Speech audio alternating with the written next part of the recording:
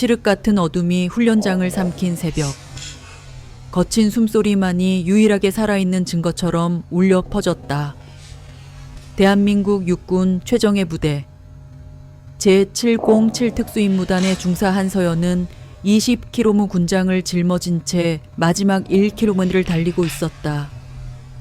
빗물인지 땀인지 모를 액체가 뺨을 타고 흘러 턱 끝에 맺혔다. 강철 같은 의지로 단련된 그녀의 근육은 비명을 질렀지만 흐트러짐 없는 눈빛은 오직 결승선을 향해 있었다. 그녀의 등 뒤로 동료 대원들이 악에 바친 기합과 함께 뒤따랐다. 이곳에서 나약함은 사치이자 죄악이었다. 마지막 100m 교관의 외침이 터져 나왔다. 서연은 마지막 남은 힘을 쥐어짜며 땅을 박찼다.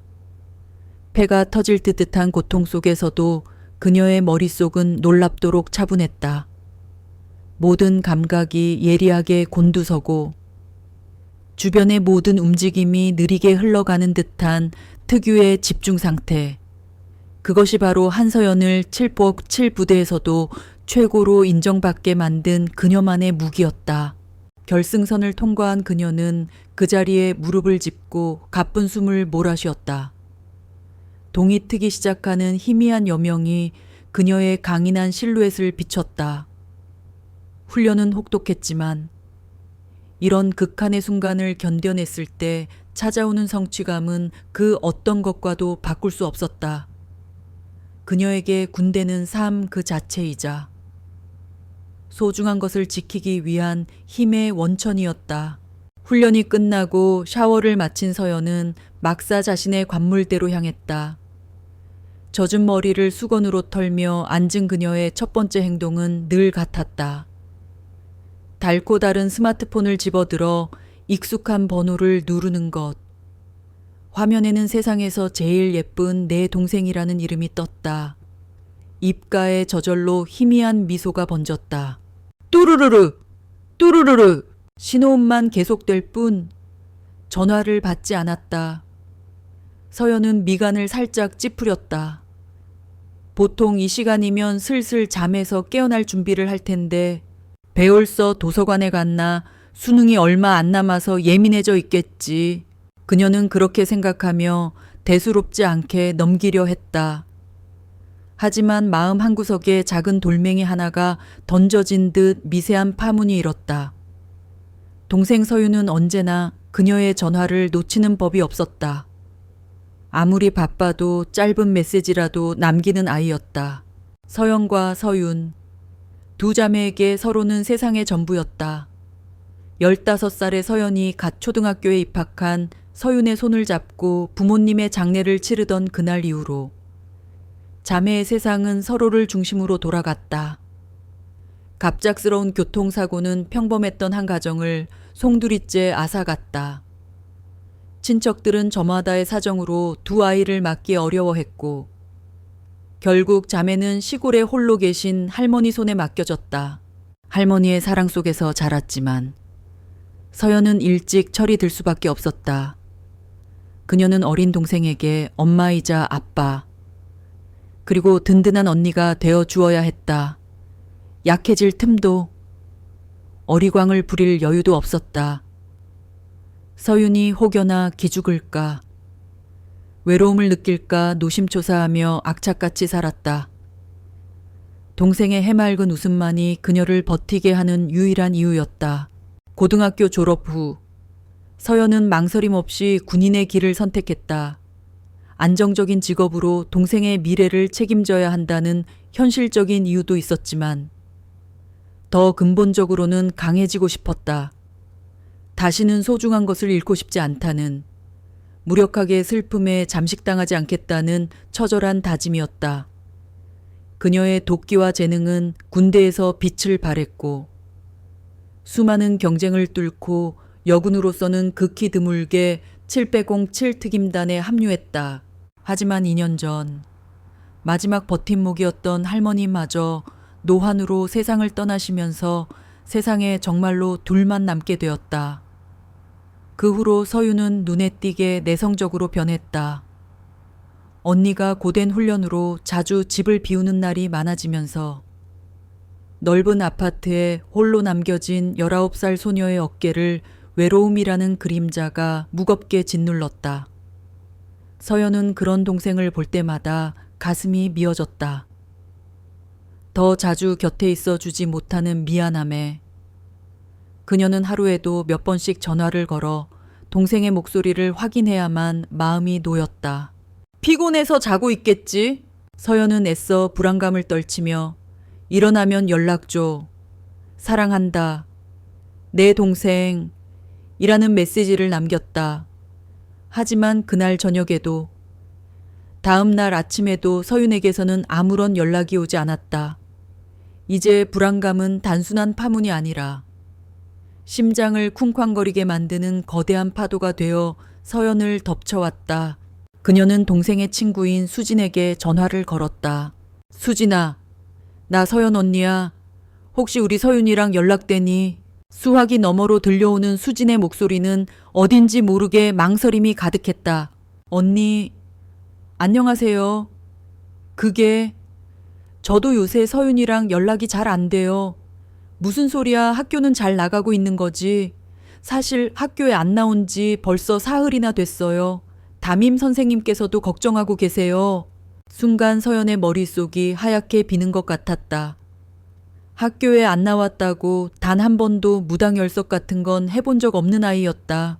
왜 진작 언니한테 연락 안 했어? 서연의 목소리가 날카롭게 변하자 수지는 겁먹은 목소리로 답했다. 죄송해요. 언니, 몸이 안 좋아서 며칠 쉬는 줄 알았어요. 그런데 전화도 안 받고 이상해서 저도 오늘 언니한테 연락드리려고 했어요. 심장이 철렁 내려앉았다. 단순한 가출이나 방황이 아닐 수도 있다는 불길한 예감이 온몸을 휘감았다. 서연은 곧바로 지휘관에게 달려갔다. 중사 한서연, 긴급 휴가 신청을 허가해 주실 것을 건의합니다. 평소의 침착함을 잃은 서연의 절박한 모습에 백전노장의 지휘관도 심상치 않은 일임을 직감했다. 그는 이유를 묻지 않고 서류에 서명해주며 나지막이 말했다. 가족에게 무슨 일이 생긴 것 같군. 조심해서 다녀오도록. 해결이 안 되면 부대에 알려라. 감사합니다. 서연은 경례를 붙이고 총알처럼 막사를 빠져나왔다. 최소한의 짐만 챙겨 부대를 나서는 그녀의 머릿속은 수만 가지 생각으로 복잡하게 얽혀 있었다. 사고라도 당한 건 아닐까? 아니면 누가 나쁜 마음을 품고 끔찍한 상상들이 꼬리에 꼬리를 물고 이어졌다. 서울로 향하는 KTX 안. 차창 밖으로 빠르게 스쳐 지나가는 풍경처럼 그녀의 마음도 걷잡을 수 없이 흘러갔다. 그녀는 스마트폰으로 서윤의 SNS를 샅샅이 뒤지기 시작했다. 최근 몇 주간의 게시물들, 친구들과 떡볶이를 먹는 사진, 도서관에서 공부하는 모습, 대부분 평범한 일상이었다. 하지만 마지막으로 올린 게시물은 조금 이상했다. 한 달 전쯤 진정한 가족을 만났다. 이제 더는 외롭지 않아라는 짧은 글과 함께 흐릿한 풍경 사진이 올라와 있었다. 그때는 그저 감수성 예민한 동생이 책에 좋은 구절이라도 인용한 것이라 생각했다. 하지만 지금 다시 보니 그 문장이 칼날처럼 날카롭게 그녀의 심장을 찔렀다. 진정한 가족이라니. 그렇다면 자신은 가짜 가족이란 말인가? 서연은 입술을 깨물었다. 자신이 너무 무심했다. 동생이 겪고 있을 외로움과 고통의 깊이를 헤아리지 못했다. 나라를 지키는 군인이라는 사명감에 취해 정작 가장 소중하게 지켜야 할 단 한 사람에게 소홀했던 것이다. 죄책감이 파도처럼 밀려왔다. 서윤아, 제발 무사히만 있어줘. 언니가 갈게. 무슨 일이 있어도 내가 널 찾아낼 테니까. 기차가 서울역에 도착했을 때 도시의 불빛은 그 어느 때보다 차갑고 위협적으로 느껴졌다. 서연은 곧장 집으로 향하는 택시에 몸을 실었다. 그녀의 눈은 이미 평범한 군인의 눈이 아니었다. 적진에 홀로 침투하기 직전의 특수요원처럼 그녀의 온몸의 신경은 곤두서 있었고 머리는 차갑게 상황을 분석하기 시작했다. 동생의 실종은 이제 그녀에게 부여된 가장 중요하고 절박한 작전이 되었다. 실패는 용납되지 않는, 반드시 완수해야만 하는 임무였다. 익숙한 도어록 비밀번호를 눌렀지만 문을 열고 들어선 아파트 현관에서는 늘 방여주던 동생의 온기가 느껴지지 않았다. 집 안은 먼지 하나 없이 깔끔하게 정돈되어 있었지만 그 정갈함이 오히려 사람 사는 곳 같지 않은 위화감을 자아냈다.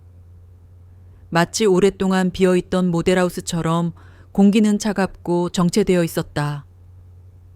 서연은 불을 켜는 대신 창문으로 스며드는 희미한 도시의 불빛에 의지해 집 안을 천천히 둘러보았다. 거실 테이블 위에는 며칠 전에 배달된 신문이 그대로 놓여 있었고 주방 싱크대는 물기 하나 없이 말라 있었다. 동생이 마지막으로 이곳을 떠난 것이 최소 사나흘 전이라는 명백한 증거였다. 서연은 서윤의 방으로 발걸음을 옮겼다. 문을 열자 동생 특유의 은은한 섬유유 연제 향이 코끝을 스쳤다. 하지만 그 향기마저도 어딘지 모르게 생기를 잃은 듯했다. 책상 위에는 수능 대비 문제집들이 산더미처럼 쌓여 있었다. 한 페이지 한 페이지 빽빽하게 채워진 필기 자국에서 그동안 동생이 얼마나 치열하게 싸워왔는지가 고스란히 느껴져 서연의 마음을 아프게 했다. 책장 한편에는 자매가 어릴 적 함께 찍은 사진들이 담긴 낡은 앨범이 꽂혀 있었다. 부모님과 함께 놀이공원에 갔던 날, 할머니 댁 마당에서 물장난을 치던 여름날, 행복했던 순간들이 파노라마처럼 스쳐 지나가자 서연은 저도 모르게 눈시울이 뜨거워졌다. 그녀는 책상 서랍을 열었다. 그리고 그 안에서 핑크색 표지의 작은 다이어리를 발견했다. 서윤의 일기장이었다. 한 번도 동생의 사적인 공간을 침범해 본 적 없었지만 지금은 비상 상황이었다. 망설임도 잠시. 서연은 일기장을 펼쳐들었다. 초기 몇 달간의 내용은 평범한 여고생의 일상이었다. 친구들과의 수다, 좋아하는 아이돌 이야기, 다가오는 시험에 대한 압박감. 하지만 할머니가 돌아가신 작년 겨울을 기점으로 일기의 분위기는 급격히 어두워졌다. 오늘도 언니는 전화를 받지 않았다. 훈련이 힘들다는 걸 알지만 가끔은 세상에 나 혼자만 남겨진 것 같다. 이 넓은 집이 감옥처럼 느껴진다. 모의고사 성적이 또 떨어졌다. 나는 왜 이렇게 멍청할까? 언니는 뭐든 잘하는데 나는 언니에게 짐만 되는 것 같다. 언니의 기대에 부응하지 못하는 내가 너무 싫다. 한 장 한 장 넘길수록 서연의 손이 떨려왔다. 동생이 홀로 감내해야 했을 외로움과 중압감이 날카로운 글씨체에 새겨져 그녀의 심장을 후벼 팠다. 늘 밝고 씩씩한 척했던 동생의 가면 뒤에 이토록 깊은 상처와 눈물이 숨겨져 있을 줄은 꿈에도 몰랐다. 자신이 군대에서 육체적 한계와 싸우고 있을 때 동생은 텅 빈 집에서 홀로 영혼의 한계와 싸우고 있었던 것이다. 그리고 마침내 약 2달 전의 페이지에서 서연은 낯선 이름 하나를 발견했다. 오늘 길에서 우연히 신세계조화회 사람들을 만났다. 그들은 내 안의 공허함을 단번에 알아보았다. 그들은 나 같은 사람들을 위한 따뜻한 안식처가 있다고 했다. 처음에는 이상한 사람들이라고 생각했지만 그들의 눈빛은 놀랍도록 따뜻하고 진실되어 보였다. 다음 페이지부터 일기장은 온통 신세계조화회에 대한 이야기로 채워져 있었다. 그곳에서는 학벌이나 성적으로 사람을 판단하지 않는다. 모두가 서로를 진정한 가족으로 여기고 사랑을 나눈다. 리더이신 백인호 선생님은 내 안의 상처를 모두 꿰뚫어 보시는 것 같았다. 선생님은 내가 얼마나 소중한 존재인지를 일깨워 주셨다. 언니에게는 아직 말하지 못했다. 언니는 이해하지 못할 것이다. 군인인 언니에게 이곳은 나약한 사람들이나 오는 곳처럼 보이겠지. 하지만 나는 이곳에서 처음으로 마음의 평화를 얻었다. 더 이상 외롭지 않다. 일기장의 마지막 장은 사흘 전에 쓰여 있었다. 나는 드디어 결심했다. 진정한 가족들과 함께 새로운 삶을 시작하기로. 잠시 동안 세상과 단절된 곳에서 영혼을 정화하는 시간을 가질 것이다. 언니, 미안해. 하지만 언젠가 언니도 나를 이해하게 될 거야. 이곳이야말로 진짜 구원이니까. 서연은 일기장을 덮었다. 온몸의 피가 차갑게 식는 기분이었다. 신세계 조화회. 이름부터가 기만적인 사입이 종교의 냄새를 물씬 풍겼다. 그들은 가장 취약한 상태에 놓인 동생의 영혼의 거머리처럼 달라붙어 외로움을 파고들고 죄책감을 자극하며 서서히 잠식해 들어갔다. 백인호라는 이름에 그녀는 살이마저 느꼈다. 다음 날 아침, 서연은 동생의 학교 근처 카페에서 이수진을 만났다. 며칠 사이에 수척해진 수진은 금방이라도 울음을 터뜨릴 것 같은 얼굴이었다. 언니, 정말 죄송해요. 제가 좀 더 신경 썼어야 했는데. 내 탓 아니야. 지금은 자책할 때가 아니야. 아는 대로 전부 말해줘. 아주 사소한 거라도 괜찮아. 서연의 차분하면서도 단호한 태도에 수지는 마음을 다잡고 이야기를 시작했다. 2달 전쯤부터였어요. 서윤이가 갑자기 어떤 모임에 나가기 시작했어요. 처음에는 그냥 마음 맞는 사람들끼리 하는 스터디 그룹인 줄 알았어요. 그런데 점점 이상해졌어요. 표정은 밝아졌는데 뭐랄까 눈빛에 초점이 없다고 해야 하나 늘 멍하니 다른 세상을 보는 것 같았어요.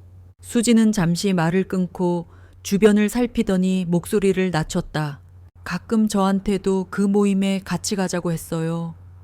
신세계 조화회라는 곳인데 그곳에 가면 모든 고민이 사라진다고. 특히 백인호 선생님이라는 사람 얘기를 할 때는 정말 광적으로 보일 정도였어요. 그 사람이 세상의 모든 진리를 깨우친 위대한 스승이라면서요. 서윤이가 그곳 사람들과 주로 어디서 만났는지 알아. 자세히는 모르지만 처음에는 길거리 설문조사 같은 걸로 접근했다고 들었어요. 그러다가 주말마다 강원도 어디에 있는 수련원 같은 곳에 간다고 했어요. 거기서 며칠씩 지내다 오기도 했고요. 강원도. 서연은 어젯밤 동생의 SNS에서 봤던 흐릿한 풍경 사진을 떠올렸다. 아마 그 수련원에서 찍은 사진일 것이다. 최근에 서윤이가 했던 말 중에 기억나는 거 없어? 수지는 애써 기억을 더듬었다. 아, 일주일 전쯤이었어요. 저한테 그러더라고요.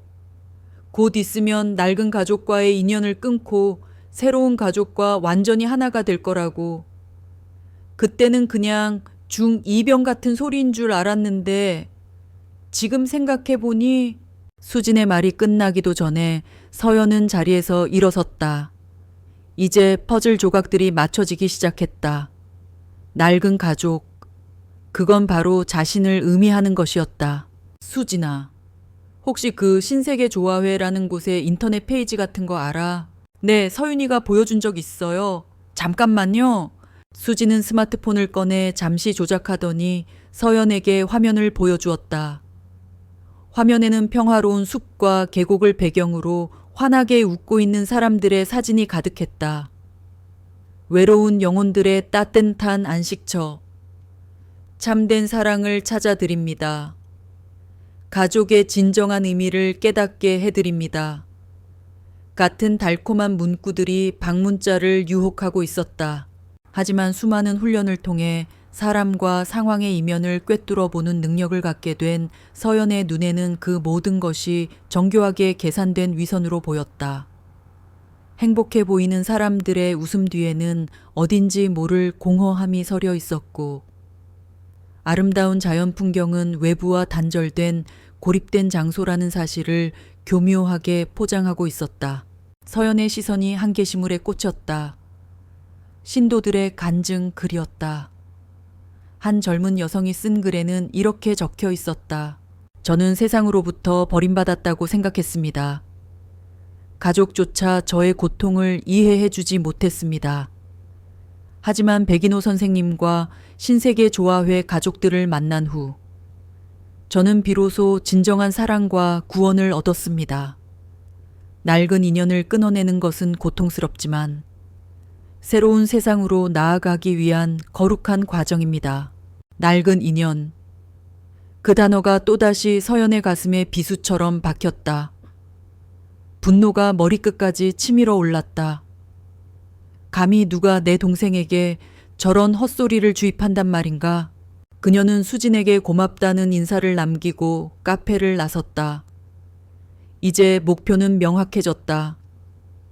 신세계 조화회와 백인호. 동생을 구하기 위해서는 먼저 적의 실체를 정확히 파악해야 했다. 그녀의 마음속에서 군인으로서의 냉철한 이성과 언니로서의 뜨거운 분노가 격렬하게 충돌하고 있었다. 하지만 그녀는 알았다. 지금 이 순간 자신에게 필요한 것은 분노가 아니라 강철 같은 냉정함이라는 것을.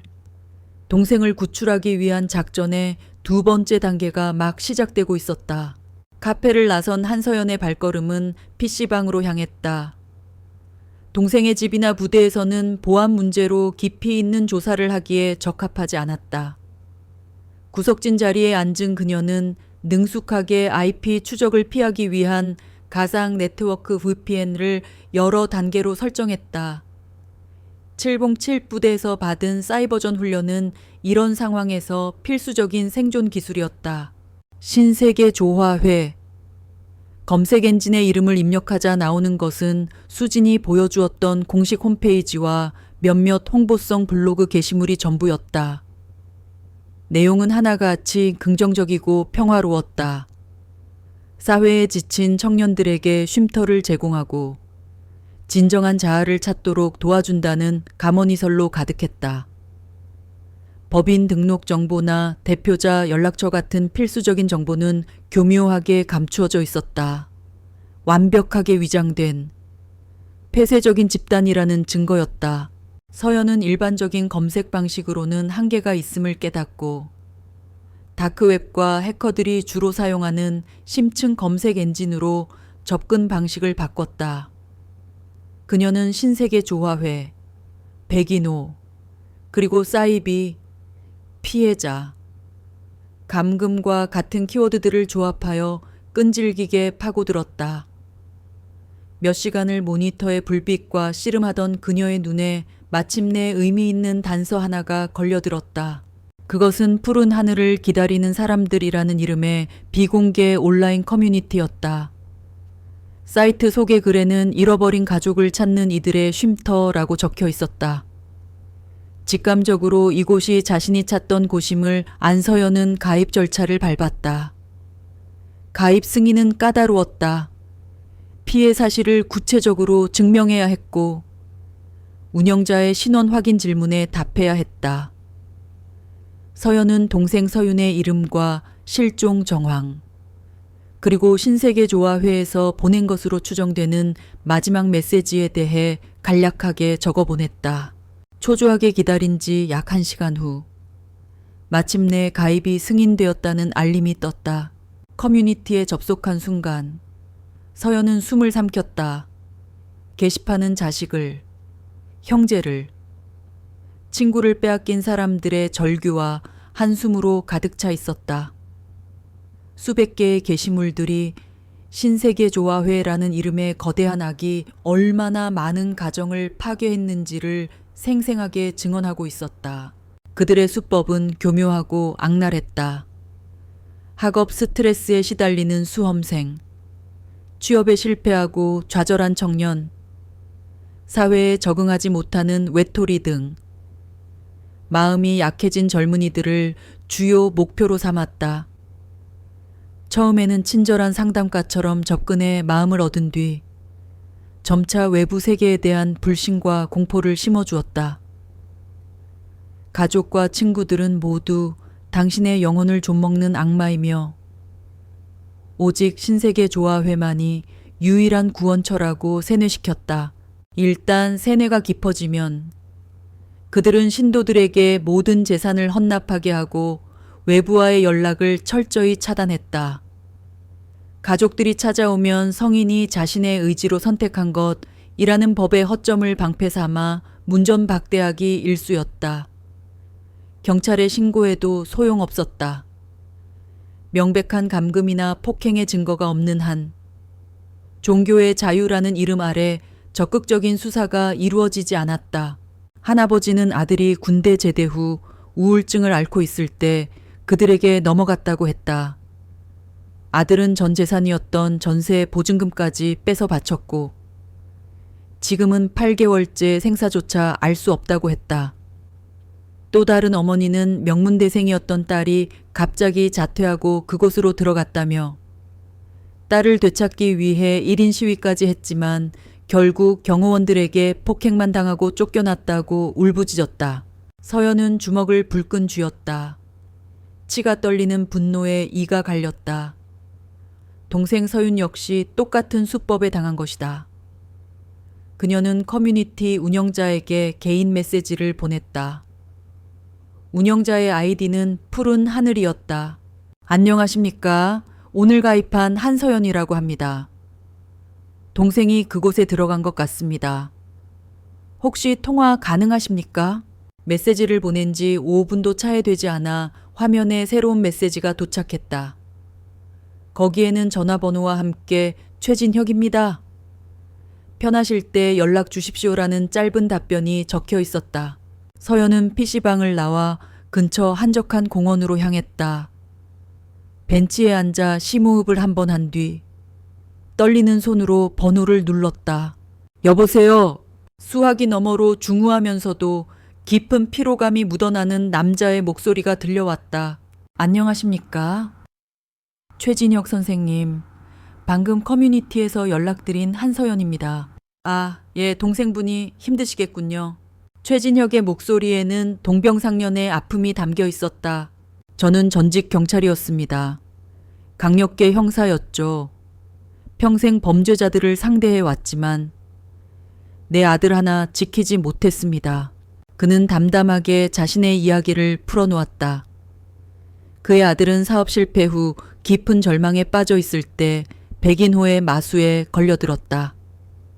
최진혁은 자신의 모든 인맥과 수사 기법을 동원해 아들을 빼내려 했지만 법과 교묘한 세뇌 시스템 앞에서 번번이 좌절해야 했다. 그놈들은 법을 아주 잘 압니다. 절대 폭행이나 직접적인 감금의 증거를 남기지 않아요. 대신 정신적으로 서서히 말려 죽이죠. 스스로 걸어 들어간 감옥. 그게 바로 그들이 만든 가장 무서운 함정입니다. 경찰은 정말 아무것도 해줄 수 없습니까? 성인 가출로 처리될 뿐입니다. 본인이 나오기 싫다고 하면 강제로 데려올 방법이 없어요. 저희가 할 수 있는 건 그저 기다리는 것뿐입니다. 언젠가 아이들이 스스로 깨닫고 돌아오기를, 아니면 그놈들이 불법적인 행위를 저지르다 꼬리가 잡히기를. 절망적인 말이었지만 서연은 포기하지 않았다. 그들의 봉어지가 강원도에 있다고 들었습니다. 정확한 위치를 알 수 있을까요? 알려드릴 수는 있습니다만 절대 혼자 가시면 안 됩니다. 위험합니다. 그곳은 요새나 다름없어요. 덩치 좋은 경호원들이 24시간 경비를 서고 주변에는 CCTV가 쫙 깔려 있습니다. 저희 회원 몇몇이 갔다가 뼈도 못 추리고 돌아왔습니다. 최진혁의 만류에도 서연의 결심은 흔들리지 않았다. 그녀가 더 자세한 정보를 묻기 위해 입을 여는 순간이었다. 윙! 갑자기 그녀의 스마트폰에 다른 전화가 걸려왔다. 화면에 뜬 것은 알 수 없는 번호. 불길한 예감에 심장이 쿵 하고 내려앉았다. 최 선생님, 죄송하지만 잠시만요. 모르는 번호로 전화가 와서 서연은 통화 버튼을 눌렀다. 여보세요. 언니. 수화기 너머로 들려온 것은 애타게 찾던 동생 서윤의 목소리였다. 하지만 평소에 맑고 명랑한 목소리가 아니었다. 잔뜩 겁에 질려 떨리고 있었고 주변의 소음을 막으려는 듯 목소리를 잔뜩 낮추고 있었다. 서윤아, 너구나. 지금 어디 있는 거야? 괜찮은 거야? 언니, 내가 잘못했어. 여긴 이상한 곳이야. 서윤의 목소리는 금방이라도 울음이 터질 듯 위태로웠다. 나가고 싶은데 나갈 수가 없어. 핸드폰도 다 뺏겼다가 지금 감시가 소홀한 틈을 타서 몰래 서윤아, 정신 차리고 들어. 거기 어디야? 주소 말해. 서연이 다급하게 외치는 순간 수화기 너머로 날카로운 남자의 목소리가 끼어들었다. 한서윤, 지금 누구랑 통화하는 거야? 서윤의 겁에 질린 비명이 들려왔다. 아니에요. 잘못 걸려온 전화. 이리 내놔. 아직도 바깥 세상에 미련을 못 버렸어. 내 낡은 가족은 널 버렸다고 몇 번을 말해. 아니야. 우리 언니는 날 버리지 않았어. 놔요, 이거 놔. 언니 구해줘. 제발. 쿵 하는 소리와 함께 무언가 부서지는 듯한 파열음. 그리고 동생의 희미한 비명을 마지막으로 전화는 갑자기 끊어졌다. 뚝뚝뚝! 차가운 기계음만이 서연의 귓가를 파고들었다. 서연은 전화기를 든 채 그 자리에 얼어붙었다. 온몸에 피가 역류하는 듯한 분노가 그녀를 집어삼켰다. 동생의 마지막 비명. 그 절박한 외침이 뇌리에서 떠나지 않았다. 최진혁과의 통화도, PC방에서 모았던 자료도, 그 어떤 이성적인 판단도 이제는 의미가 없었다. 방금 전까지 냉철함을 유지하려 했던 군인의 이성은 산산조각 났고 그 자리에는 오직 동생을 지키지 못했다는 죄책감과 동생을 해하려는 적에 대한 원초적인 분노만이 남았다. 그녀는 다시 최진혁에게 전화를 걸었다. 이전과 달리 그녀의 목소리는 얼음장처럼 차갑고 단단해져 있었다. 최 선생님, 강원도 본부 주소를 보내주십시오. 서연 씨, 진정해요. 방금 무슨 일 있었는지는 모르겠지만 충동적으로 행동하면 주소 보내주십시오. 서연의 목소리에는 더 이상 타협의 여지가 없었다. 그녀의 의지를 꺾을 수 없음을 직감한 최진혁은 깊은 한숨과 함께 주소가 담긴 문자 메시지를 보내주었다. 전화를 끄는 서연은 밤하늘을 올려다보았다. 서울의 밤은 여전히 무심하게 빛나고 있었다.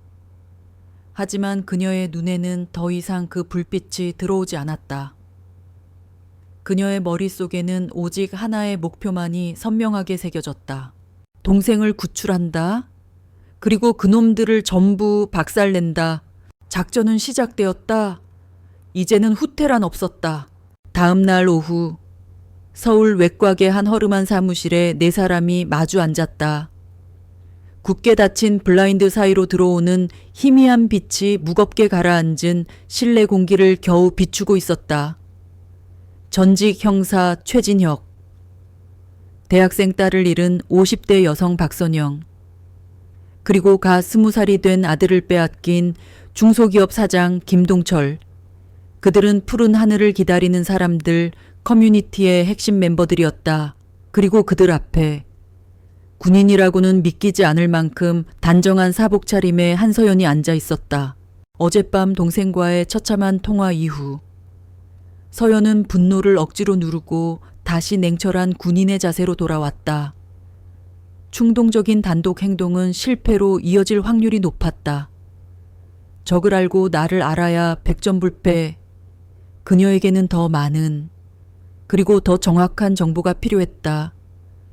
그래서 그녀는 최진혁에게 긴급 만남을 요청했다.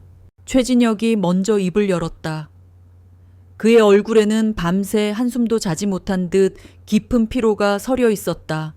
한서연 씨, 어젯밤에 통화한 이후로 계속 걱정했습니다. 동생분은 괜찮은 겁니까? 서연은 고개를 가로저었다. 괜찮지 않습니다. 통화 도중 누군가에게 끌려갔습니다. 비명을 마지막으로 더 이상 시간이 없습니다. 그녀의 단호한 말에 회의실의 공기는 더욱 무겁게 내려앉았다. 옆에 앉아있던 박선영이 손수건으로 눈가를 찍으며 말했다. 우리 딸아이도 그랬어요. 한 달 전에 몰래 연락이 닿았는데 엄마, 보고 싶다. 여기서 나가고 싶다 울면서 얘기하는데 갑자기 전화가 끊기더니 그 뒤로는 감감무소식이에요. 살아는 있는 건지. 김동철 사장은 분노를 참지 못하고 주먹으로 테이블을 내리쳤다. 그 개자식들 내가 변호사란 변호사는 다 써보고 경찰서 문턱이 닳도록 드나들었소. 하지만 돌아오는 대답은 똑같아. 아드님이 성인이고 본인 의지로 거기 있는 겁니다. 이게 말이 되는 소리냐고. 내 아들이 자기 발로 지옥에 걸어 들어갔다는 걸 믿으라고. 그들은 각자의 방식으로 싸워왔다. 최진혁은 과거 인맥을 동원해 비공식적인 수사를 진행했고 김동철은 돈과 법을 이용해 압박하려 했으며 박선영은 언론사에 눈물로 호소했다. 하지만 그들의 모든 노력은 신세계조화회라는 견고한 성벽 앞에서 무력하게 부서졌다. 저희도 몇 번 그곳에 찾아가 봤습니다. 최진혁이 씁쓸하게 말을 이었다. 하지만 정문에서부터 막히더군요. 조폭인지 용역 깡패인지 모를 놈들이 경비를 서고 있는데 아주 질이 안 좋아요.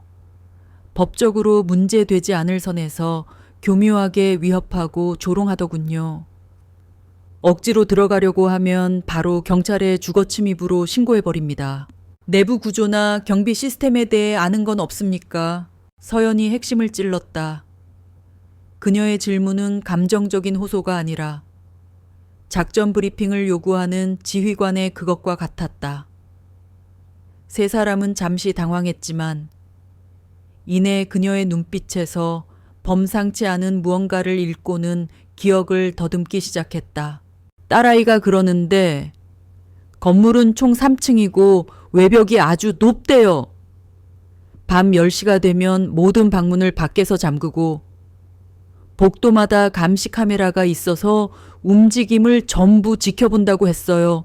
제가 알아본 바로는 그놈들 CCTV를 사설 보안 업체에 맡기는데 그 업체가 백인호 그놈의 친척이 하는 곳이라는 소문이 있습니다.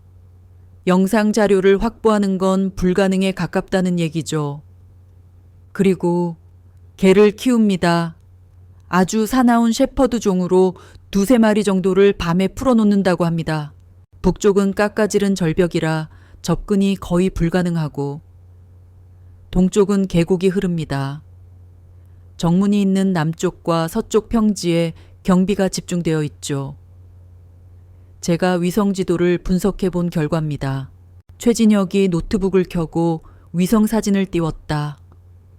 서연은 매서운 눈으로 사진을 훑어보았다.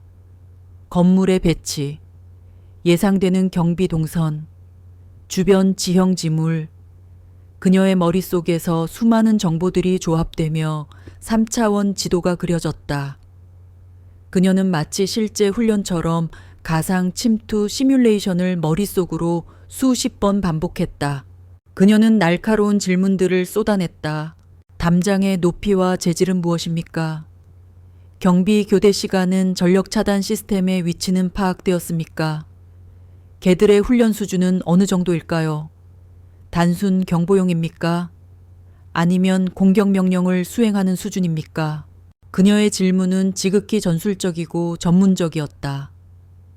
감정에 호소하던 다른 가족들과는 접근 방식 자체가 달랐다. 처음에는 그녀의 차가운 태도에 의아해하던 김동철 사장이 조심스럽게 물었다. 실례지만 한서연 씨는 무슨 일을 하시는 분입니까? 서연은 잠시 그들의 눈을 바라보았다. 절망과 희망 사이에서 위태롭게 흔들리는 눈빛들이었다. 그녀는 이들에게 믿음을 주어야 했다.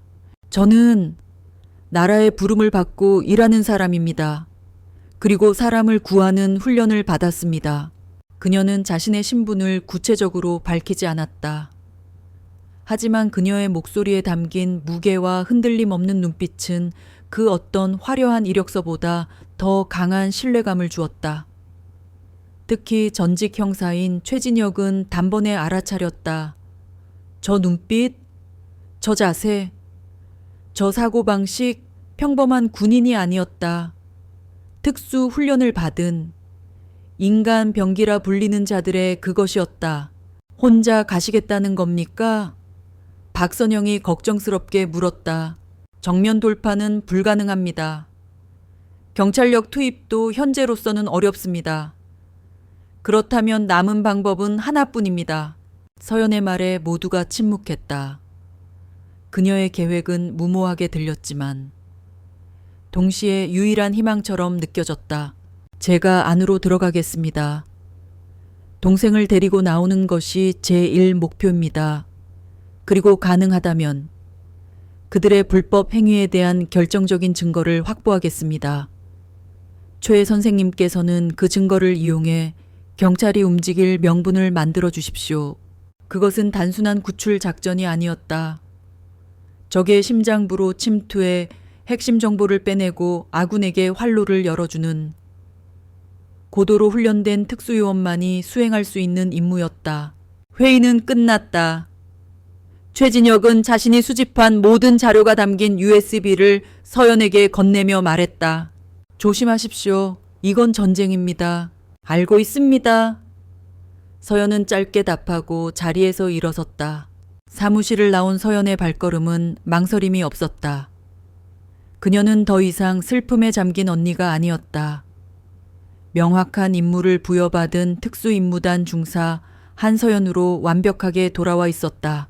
그녀는 먼저 군용품과 등산 장비를 파는 가게로 향했다. 소리가 나지 않는 검은색 전투복과 전술 장갑, 야간 투시경, 그리고 가볍고 튼튼한 등반용 로프를 구입했다. 총기 대신 그녀가 선택한 무기는 비살상용 테이저건과 최루 스프레이, 그리고 위급 상황을 위한 3단봉이었다. 배낭에는 소독약과 붕대가 들어있는 소형 구급 키트와 고열량 에너지바 몇 개를 챙겼다. 모든 장비는 그녀의 몸에 익숙한 것처럼 딱 들어맞았다. 차를 렌트하고 강원도로 향하는 길. 안개가 자욱하게 깔리기 시작했다. 마치 앞으로 벌어질 일들의 불확실성을 예고하는 듯했다. 하지만 서연의 마음은 오히려 안개 속처럼 고요하고 명확해졌다. 머릿속에는 오직 작전 계획만이 가득했다. 침투 예상 시간은 자정. 달빛이 구름에 가려지는 가장 어두운 시간. 침투 경로는 경비가 가장 허술할 것으로 예상되는 북쪽 절벽. 1차 목표는 동생 서윤의 위치 확보. 2차 목표는 안전한 구출. 3차 목표는 핵심 증거 확보. 실패는 곧 죽음을 의미했다. 자신뿐만 아니라 어쩌면 동생의 죽음까지도. 하지만 그녀의 마음속에 두려움은 없었다. 707부대의 표어처럼 그녀는 행동으로 논리를 증명하고 결과로서 과정을 입증할 뿐이었다. 안개 자욱한 고속도로를 달리며 그녀는 나지막이 읊조렸다. 서윤아, 조금만 기다려. 언니가 간다. 그녀의 목소리는 안개 속으로 스며들었지만 그 안에 담긴 결의는 강철처럼 단단했다. 자정을 넘긴 시간. 강원도의 깊은 산속은 살아있는 생물처럼 어둠과 침묵을 삼키고 있었다. 구불구불한 비포장도로를 따라 불빛 하나 없는 산길을 오르던 서연은 내비게이션에 표시된 목적지로부터 약 5km 떨어진 지점에서 차를 멈췄다. 더 이상 접근하면 차량 소음으로 위치가 발각될 위험이 있었다. 그녀는 차를 갓길 숲 속에 최대한 깊숙이 숨기고 엔진을 껐다. 차에서 내리자. 도시에서는 느껴본 적 없는 차갑고 날카로운 밤 공기가 폐부 깊숙이 파고들었다. 서연은 이미 머리부터 발끝까지 검은색 전투복 차림이었다. 등에는 침투에 필요한 장비가 든 배낭이 단단히 고정되어 있었다. 그녀는 야간 투시경을 착용했다. 칠흑 같던 주변 풍경이 녹색의 세계로 바뀌며 모든 사물의 윤곽이 선명하게 드러났다. 이제부터는 도보 이동이었다.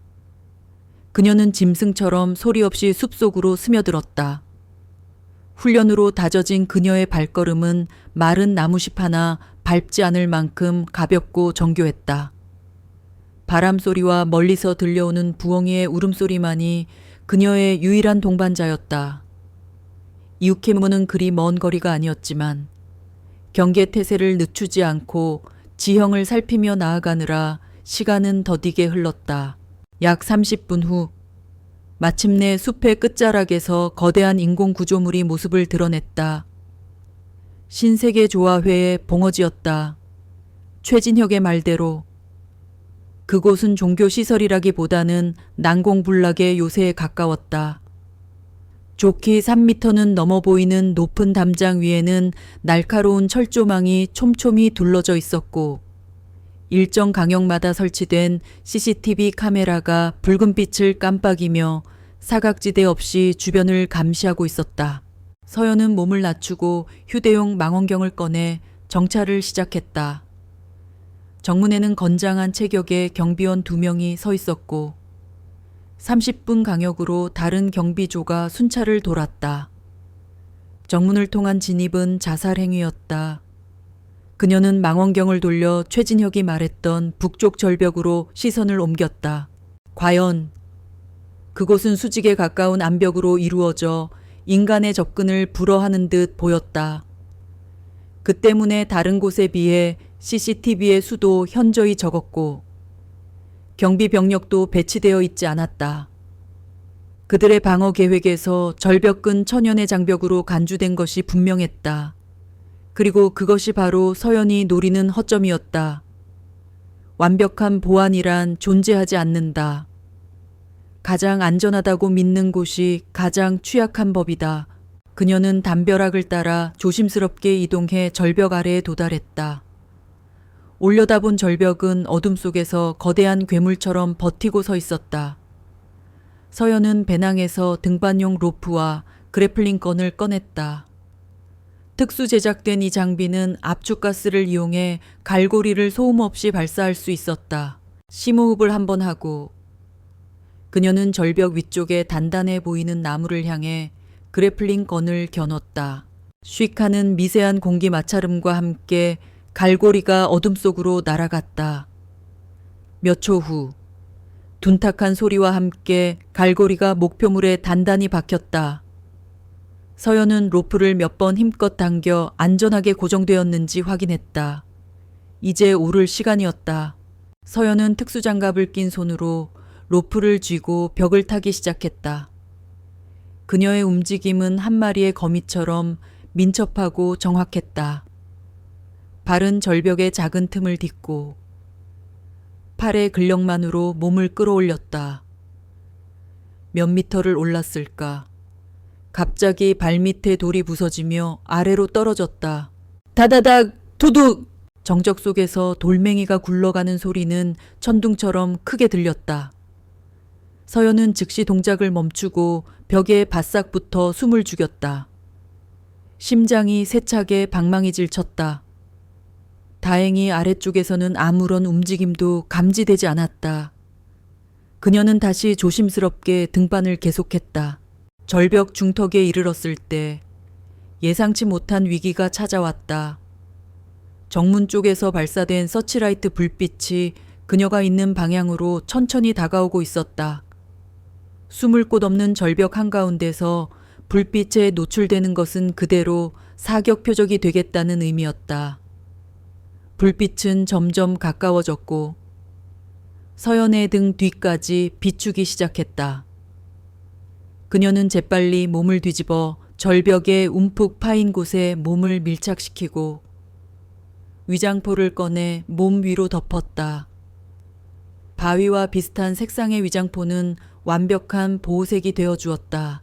거대한 빗줄기가 그녀의 바로 위를 스쳐 지나갔다. 1초가 1시간처럼 느껴지는 순간이었다. 심장이 터질 듯한 긴장감 속에서 그녀는 미동도 하지 않았다.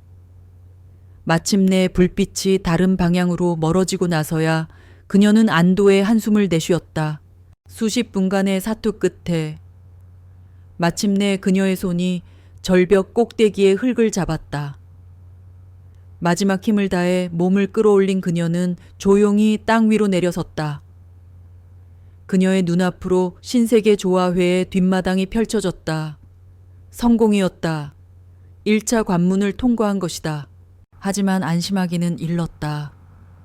그녀가 숨을 고르기도 전에 어둠 속에서 낮게 으르렁거리는 소리가 들려왔다. 크르르릉.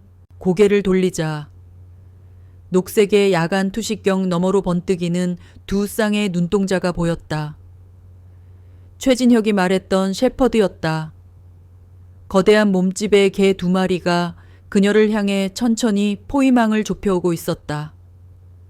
놈들은 소리내어 짖는 대신 언제든 목줄을 끊어버릴 듯이 낮게 위협적인 소리를 내며 다가왔다. 공격 훈련을 받은 군용견님이 틀림없었다. 젠장.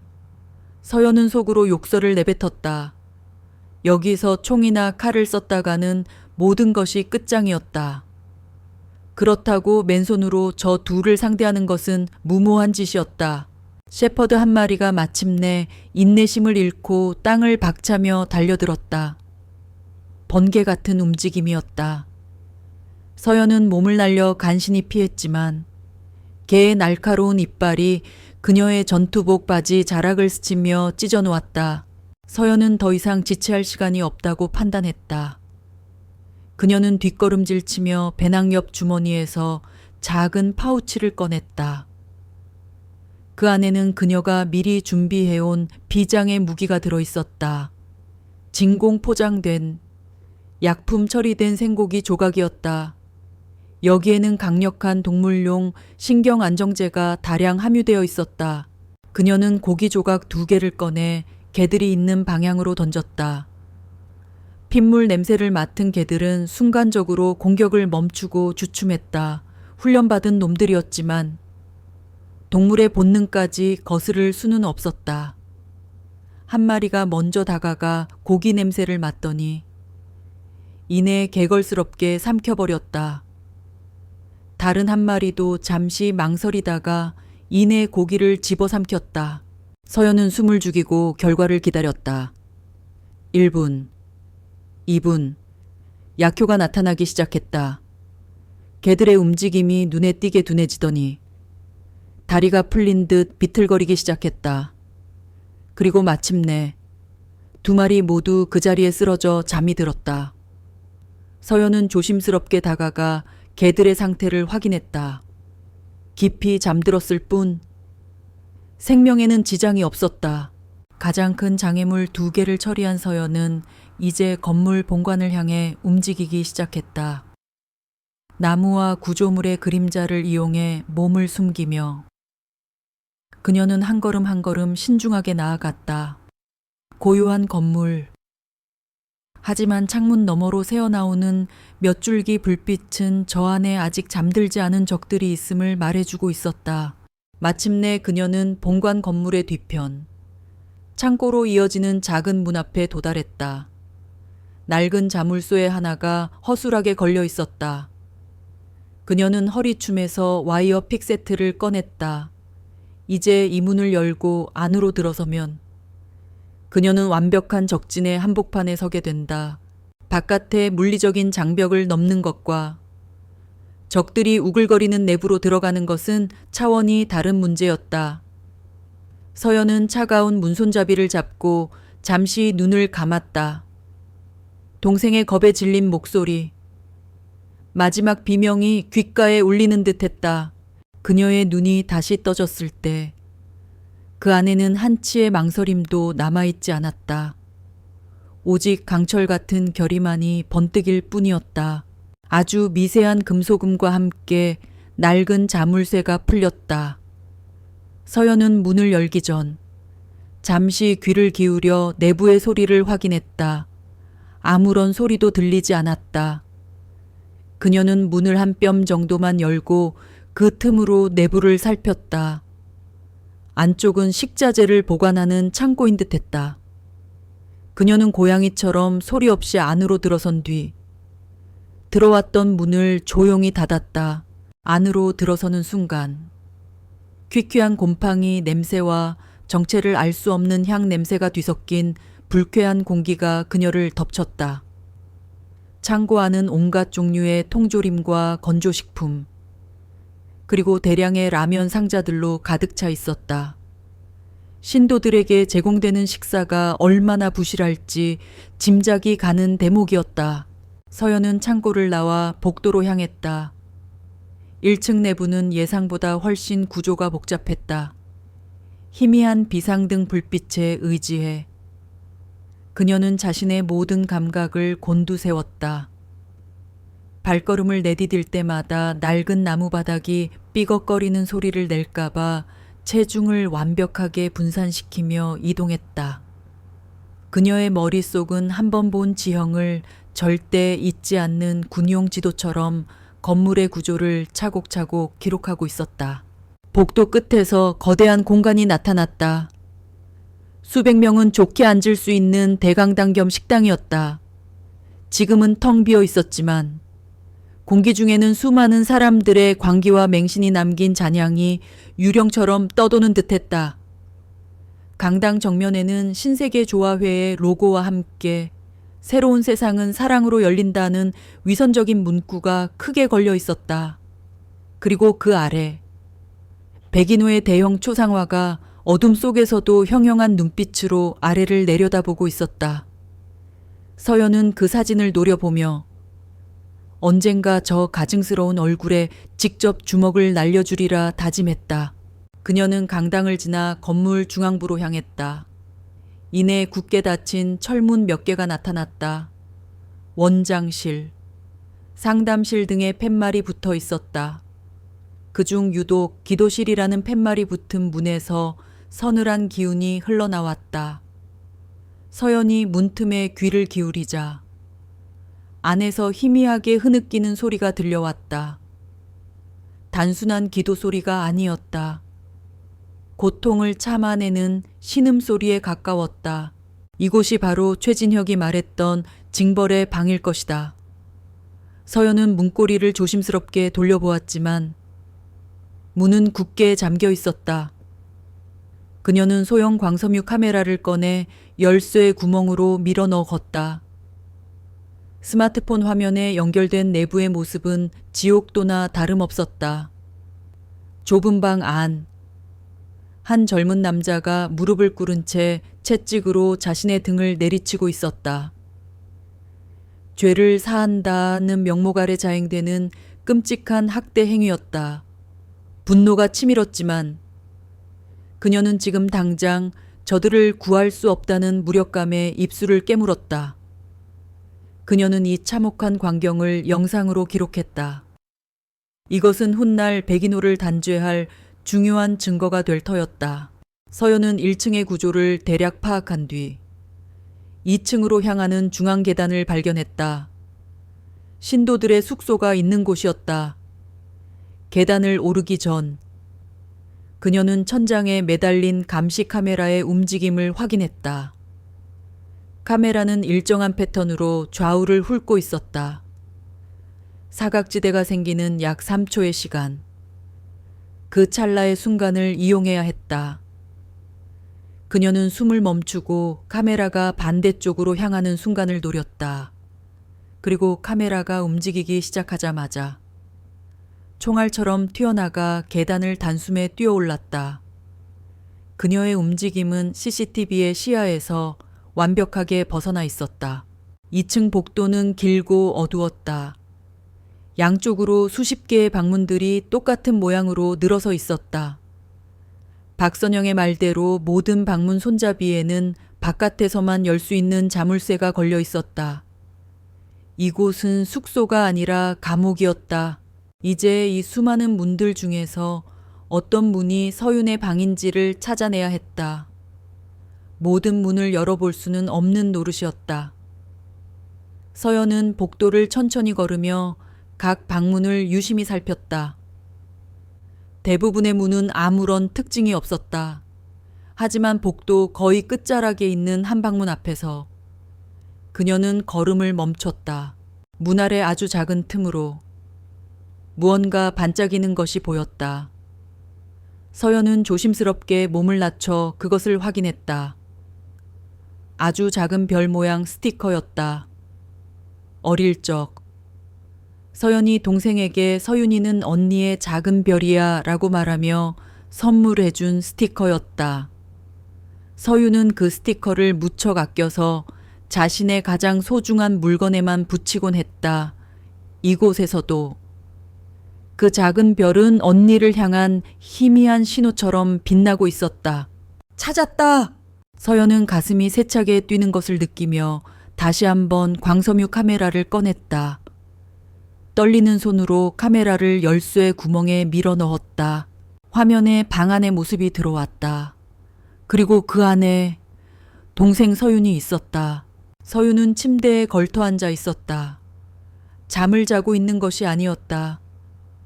텅 빈 눈으로 허공을 응시하고 있었다. 한 달 남짓한 시간 동안 동생은 끔찍할 정도로 변해 있었다. 통통했던 볼살은 온데간데 없이 사라졌고 얼굴은 병자처럼 창백했다. 윤기 흐르던 머리카락은 푸석했고 두 눈은 생기라고는 찾아볼 수 없이 깊고 어둡게 가라앉아 있었다.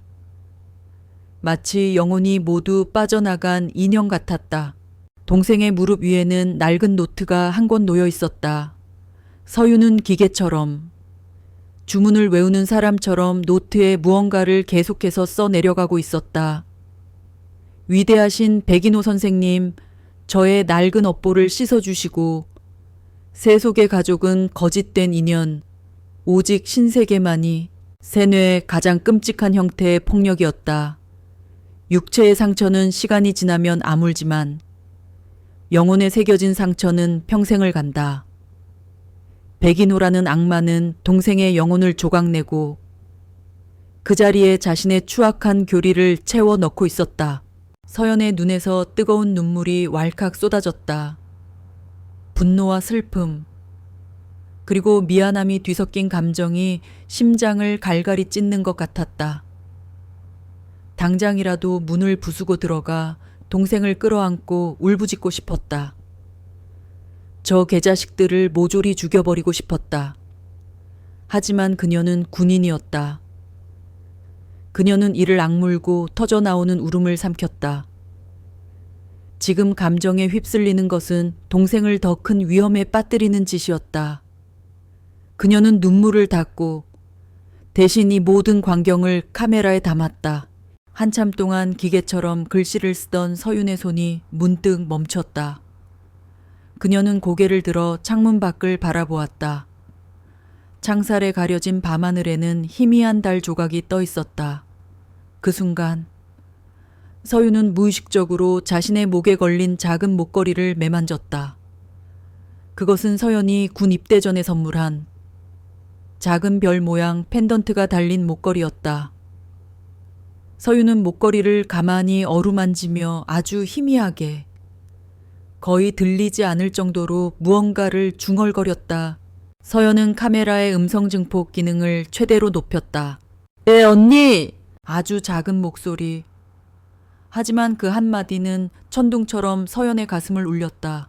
서윤이의 영혼은 아직 죽지 않았다. 저 깊은 절망의 늪 속에서, 억압된 기억의 파편 속에서 동생은 여전히 언니를 부르고 있었다. 그것은 서연에게 한 줄기 희망의 빛이자 반드시 임무를 완수해야 한다는 강력한 명령이었다. 서연은 카메라를 거두었다. 이제 동생의 위치를 확인했다. 상태도 파악했다. 남은 것은 구출이다. 하지만 어떻게 저렇게 정신적으로 무너진 동생을 데리고 이 요새를 무사히 빠져나갈 수 있을까? 그녀는 차가운 복도 바닥에 주저앉아 머리를 감쌌다. 작전의 가장 어려운 단계가 이제 막 시작되고 있었다. 동생의 육체를 구하는 것과 동시에 동생의 잃어버린 영혼도 함께 되찾아야 했다. 그녀는 굳게 닫힌 방문을 바라보았다. 그 얇은 문 하나가 마치 세상의 끝처럼 아득하게 느껴졌다. 차가운 복도 바닥의 냉기가 온몸으로 전해져 왔다. 하지만 서연의 머리는 그 어느 때보다 뜨겁게 타오르고 있었다. 동생의 상태를 직접 확인한 지금 초기의 작전 계획은 전면 수정이 불가피했다. 단순히 물리적으로 구출하는 것만으로는 부족했다. 세뇌의 족쇄에 묶인 동생의 마음까지 함께 구해내야 했다. 만약 서윤이 탈출 과정에서 저항하거나 비명을 지른다면 모든 것은 수포로 돌아갈 것이다. 시간이 없다. 여기서 승부를 봐야 한다. 서연은 결심했다. 이 방 안에서, 이 적진의 심장부에서 동생의 정신을 되돌려야만 했다. 그것은 총알이 빗발치는 전장을 돌파하는 것보다 훨씬 더 어렵고 섬세한 임무였다. 그녀는 복도 끝에 감시 카메라가 반대 방향을 비추는 3초의 시간을 다시 한번 노렸다. 그 짧은 순간 그녀는 서윤의 방문 앞에 도달해 와이어 픽을 꺼내 들었다. 특수 훈련을 받은 그녀에게 이런 구식 자물쇠를 여는 것은 식은 죽 먹기였다. 몇 번의 미세한 움직임 끝에 달칵하는 아주 작은 소리와 함께 문이 열렸다. 그녀는 한 줄기 바람처럼 방 안으로 스며들어갔다. 그리고 등 뒤로 문을 소리 없이 닫았다. 방 안은 어둠과 침묵, 그리고 동생의 절망이 뒤섞여 무겁게 가라앉아 있었다. 인기척을 느낀 서윤이 천천히 고개를 들었다. 어둠 속에서 나타난 검은 형체에 동생의 눈이 공포로 물들었다. 누구세요? 서연은 천천히 머리에 쓰고 있던 야간 투시경과 얼굴을 가린 복면을 벗었다. 희미한 달빛이 창살을 넘어 그녀의 얼굴을 비췄다. 언니. 동생의 목소리는 신라처럼 떨리고 있었다. 반가움보다는 믿을 수 없다는 충격과 혼란이 더 커 보였다. 서윤은 자신도 모르게 침대 뒤쪽으로 몸을 움츠렸다. 그 방어적인 행동이 서연의 가슴을 칼로 베는 듯했다. 그래, 서윤아. 언니야. 널 데리러 왔어. 서연이 한 걸음 다가가려 하자 서윤의 표정이 갑자기 싸늘하게 변했다. 동생의 눈동자에서 방금 전까지 보이던 혼란이 사라지고 그 자리에 이질적이고 광적인 불신이 들어찼다. 오지마. 서윤이 날카롭게 소리쳤다. 당신은 우리 언니가 아니야. 당신은 날 시험에 들게 하려는 악마야. 서윤아. 무슨 소리를 하는 거야? 백인호 선생님께서 말씀하셨어. 바깥 세상의 인연은 모두 나의 영혼을 더럽히는 족쇄라고. 특히 가장 가까웠던 가족일수록 더 위험한 악마의 속삭임이라고 했어. 동생은 마치 주문을 외우듯 세뇌된 교리를 쉴 새 없이 내뱉었다. 그녀의 눈은 서연을 보고 있었지만 그 시선은 서연을 꿰뚫어 허공의 다른 무언가를 향해 있었다. 서연은 깨달았다. 논리적인 설득은 통하지 않는다. 지금의 서윤에게 필요한 것은 이성이 아니라 세뇌의 벽을 뚫고 들어갈 강력한 감정의 충격이었다. 서연은 전투조끼 안주머니에서 낡고 빛바랜 사진 한 장을 꺼냈다. 내 가족이 활짝 웃고 있는 부모님이 돌아가시기 전 마지막으로 함께 찍은 가족 사진이었다. 이 사진 기억나, 서윤아. 그녀는 사진을 들고 천천히 동생에게 다가갔다. 아빠가 엄마 몰래 너한테만 아이스크림 사줘서 엄마한테 혼나던 날, 너 울고불고 난리가 나서 내가 없고 집에 왔잖아. 기억 안 나? 서윤의 눈동자가 미세하게 흔들렸다. 그녀는 사진을 보지 않으려고 애쓰며 고개를 돌렸다. 거짓말, 그런 건 다 만들어진 기억이야. 나의 진짜 가족은 이곳에 있어. 그럼 이건 어때? 서연은 자신의 목에 걸고 있던 별 모양 목걸이를 꺼내 보였다. 내 목에 걸린 거랑 똑같은 거야. 내가 군대 가기 전에 무슨 일이 있어도 서로를 잊지 말고 항상 지켜주자고 약속하면서 나눠 가졌잖아. 너는 언니의 작은 별이고 언니는 너의 밤하늘이 되어주겠다고. 이것도 거짓말이야. 별이라는 단어에 서윤의 몸이 움찔했다. 그녀는 자기도 모르게 자신의 목에 걸린 목걸이를 움켜쥐었다. 잊고 있던, 잊으라고 강요당했던 기억의 파편들이 세뇌의 두꺼운 벽을 비집고 올라오기 시작했다. 아니야, 아니야. 서윤은 머리를 감싸주며 괴로워했다. 머릿속에서 두 개의 목소리가 치열하게 싸우는 듯했다. 언니의 따뜻한 목소리와 백인호의 차가운 목소리가 뒤엉켜 그녀를 혼란의 소용돌이 속으로 몰아넣었다. 눈에서 뜨거운 눈물이 쉴 새 없이 흘러내렸다. 바로 그때였다. 서연이 거의 다 왔다고 생각한 그 순간 꽝! 방문이 거칠게 열어젖혀졌다. 문 앞에는 40대 중반으로 보이는 다부진 체격의 남자가 서 있었다. 그의 눈은 분노로 이글거리고 있었다. 그는 신도들의 훈련과 감시를 총괄하는 행동대장 격인 강 교관이었다. 순찰을 돌던 중 이 방에서 새어나오는 미세한 소리를 놓치지 않은 것이다. 내 인연 감히 악마를 끌어들여. 강 교관은 서연이 아니라 울고 있는 서윤을 향해 먼저 달려들었다. 그는 서윤의 머리채를 거칠게 움켜쥐고 침대에서 끌어내렸다. 정신 차려. 한서윤 이 마귀의 유혹에 넘어가면 영원히 구원받지 못해. 악! 서윤의 고통스러운 비명소리에 서연의 마지막 남은 이성의 끈이 끊어졌다. 다음 순간 서연의 몸이 그림자처럼 움직였다. 그녀는 한 번의 도약으로 강 교관의 등 뒤에 접근했다. 강 교관이 미처 반응하기도 전에 서연의 손날이 그의 목덜미 신경총을 정확하게 가격했다. 컥! 거구의 남자가 짧은 신음과 함께 순간적으로 몸의 균형을 잃었다. 서연은 그 틈을 놓치지 않고 그의 팔을 꺾어 비틀었다. 우두둑 하는 뼈 어긋나는 소리와 함께 남자의 팔에서 힘이 빠져나갔다. 이 계집애가.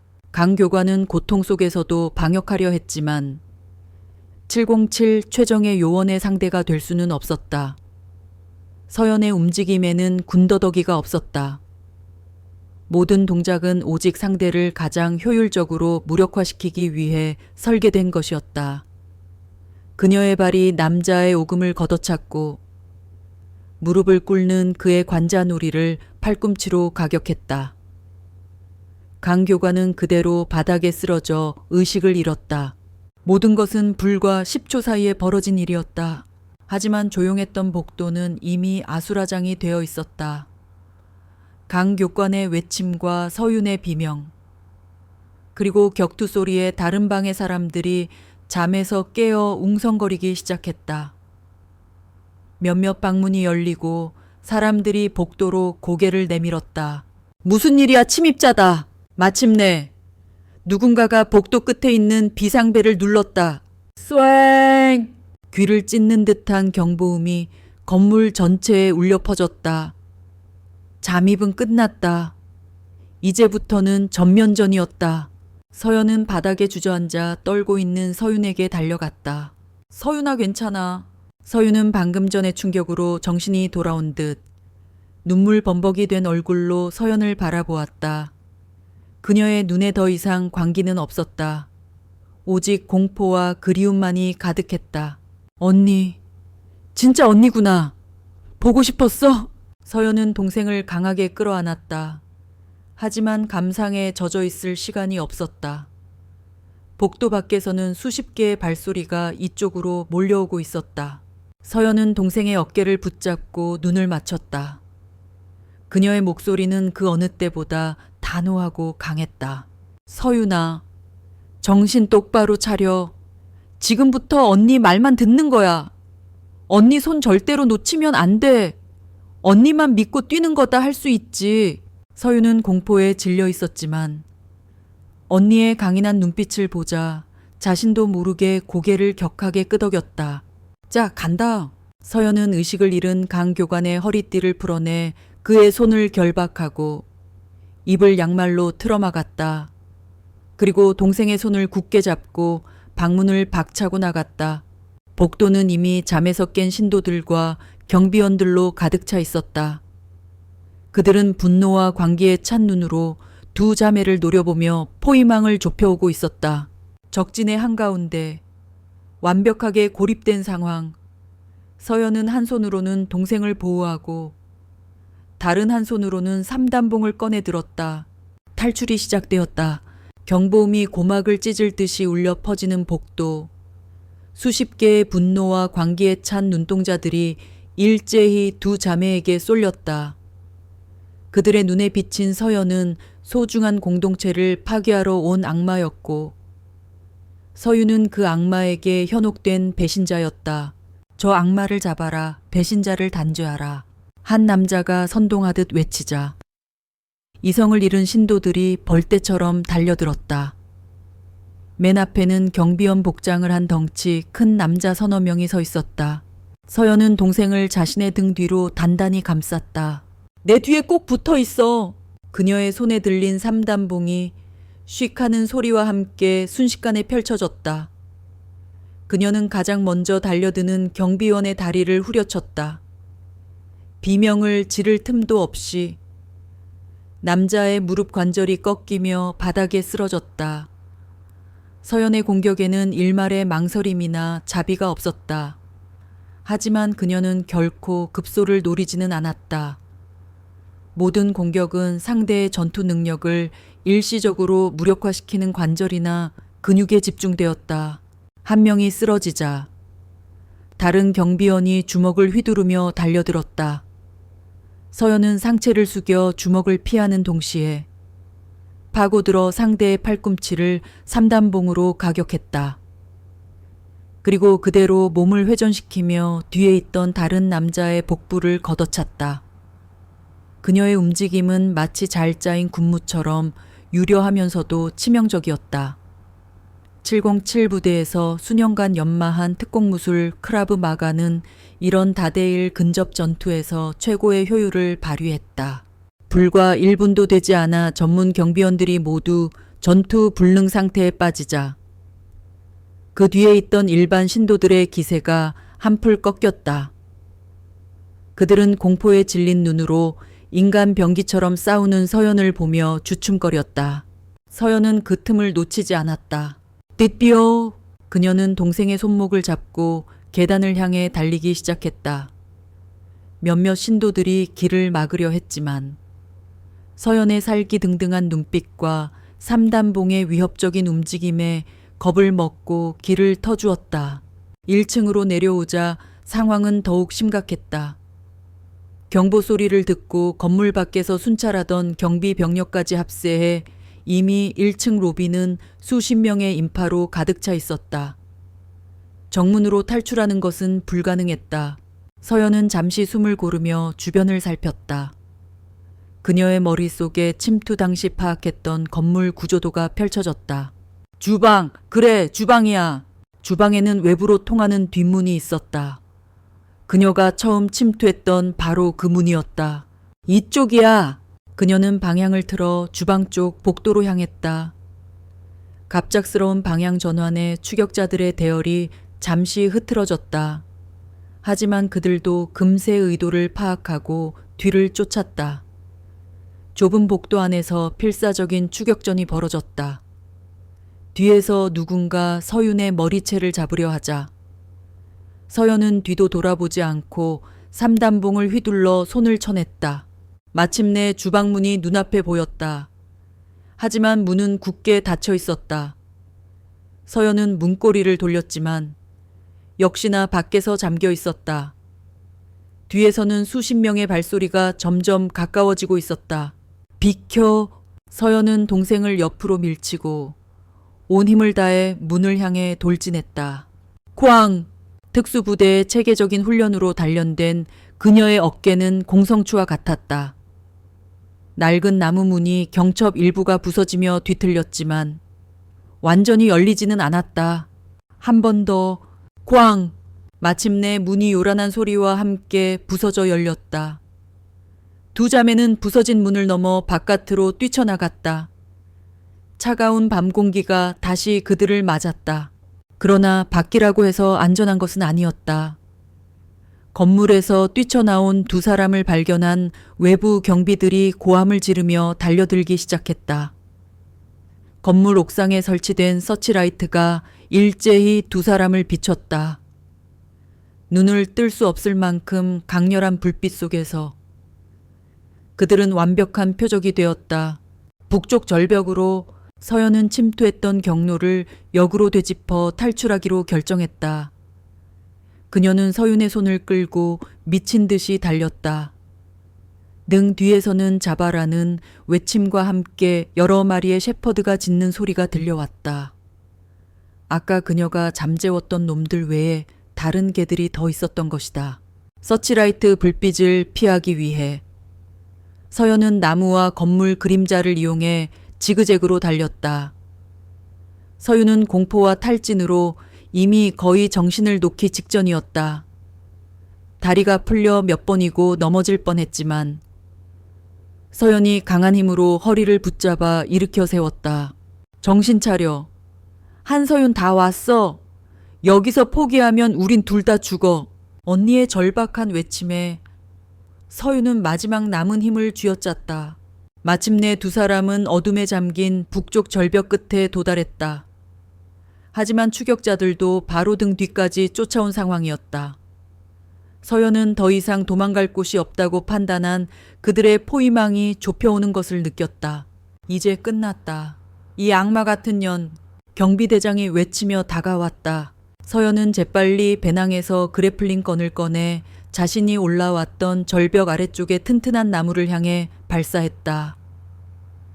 갈고리가 정확히 목표물에 박혔다. 그녀는 로프를 절벽 위바위에 단단히 묶고 남은 로프로 자신의 몸과 서윤의 몸을 한데 묶었다. 뭐 하는 거야? 전현들이 뛰어내리려 한다. 경비원들이 덮치기 직전 서연은 동생을 끌어안고 절벽 아래로 몸을 던졌다. 깍! 서윤의 비명이 밤의 정적을 갈랐다. 두 사람의 몸은 허공에 잠시 떴다가 로프의 탄력과 함께 아래로 하강하기 시작했다. 이것은 일반적인 암벽 하강이 아니었다. 거의 자유낙에 가까운 위험천만한 탈출이었다. 절벽 위에서는 추격자들이 아우성을 쳤다. 몇몇은 돌멩이를 던지기 시작했고 한 명은 로프를 향해 칼을 휘두르려 했다. 안 돼! 서연은 한 손으로 로프를 잡고 다른 손으로는 허리춤에 있던 테이저건을 꺼내 위를 향해 발사했다. 찌지지직. 푸른 스파크와 함께 전선이 날아가 로프를 끊으려던 남자의 몸에 명중했다. 남자는 비명을 지르며 감전되어 쓰러졌다. 그 광경에 다른 추격자들도 감히 더 이상 접근하지 못했다. 몇 초간의 아찔한 하강 끝에 두 사람의 발이 마침내 땅에 닿았다. 서연은 충격으로 휘청거리는 동생을 부축하며 재빨리 몸에 묶인 로프를 풀었다. 위에서는 여전히 고함 소리가 들려왔지만 어둠과 숲이 그들의 훌륭한 엄폐물이 되어주었다. 서연은 거의 탈진 상태인 동생을 반쯤 없다시피 부축했다. 조금만 더 가면 돼. 서윤아. 서연 자신도 이미 한계에 다다른 상태였다.